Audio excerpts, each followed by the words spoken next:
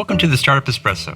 I'm Hall T. Martin, the host of the show, where we talk about raising funding for your startup and the time it takes to have an espresso. I hope you enjoy this episode. Hello, this is Hall T. Martin with the Startup Funding Espresso, your daily shot of startup funding and investing.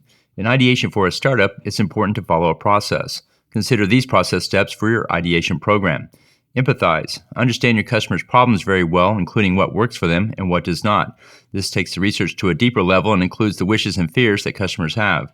Define. Analyze the problems and categorize them into meaningful structures. Consider the user's journey and capture what the customer must do to accomplish their task.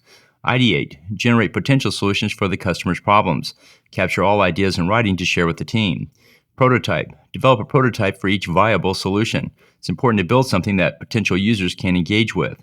Test. Test the prototype on customers. Engage customers to check their feedback on the prototype. The process is iterative as the feedback from the customer will refine the definition of the problem, which will require more ideation, prototypes, and testing. Ideation builds on previous prototypes, carrying the lessons learned to subsequent versions. Thank you for joining us for the Startup Funding Espresso, where we help startups and investors connect for funding. Let's go start something today.